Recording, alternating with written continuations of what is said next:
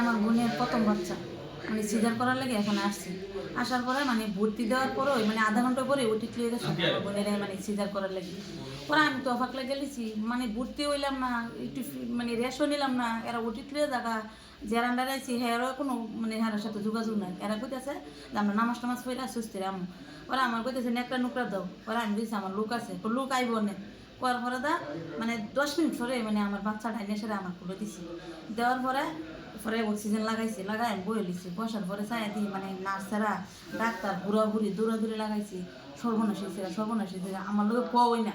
পরে আমার ভিতরে একটা ভয় গেল গা যে আমার বোনের কি কোনো সমস্যা নাকি ভিতরে। পরে একটা নার্সের আমি জিগাইলাম, আপা ভিতরে কি আমার বোনের সমস্যা? ও হ্যাঁ সমস্যা। কারো কিছু বললেন না, আমি এটা বলতেছি আমার বোনের সমস্যা। আমি বলতাম না এটা আবার কোন কথা বলছেন, কয়ে ভিতরে দৌড় মেরে বসি। পরে আরেকটা নার্স আইসে, আমি কাপা আমার বোনের কী সমস্যা? ব্লাড লাগবো 2 ব্যাগ, এখন এই মুহূর্তে ব্লাড পেতে আনি। পরে আমি কী করছি, আমার বাইরে ফোন দিচ্ছি, আমার ভাই নিচে আছে। আমাকে ভাই তাড়াতাড়ি উপরে করে, আমি আমার বোনের সমস্যা, আমার বোনের নাকি ব্লাড লাগবো। এখন পরীক্ষা করাইছি, পরীক্ষার সময় কইছে না যে ব্লাড লাগবো।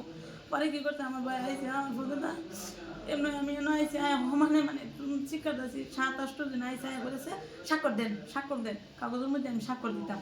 পরে আমার বোন জামাই তো মানে বেশি একটা বুঝে না, সরল, হ্যাঁ যাইতেছে স্বাক্ষর দিতে। পরে আমি হ্যাঁ থেকে মানে রাগ হয়ে বুঝতেছি, তুই কাগজে স্বাক্ষর দিবি না, কি স্বাক্ষর দিতেছ আন্দুস, আমার বুঝার আছে।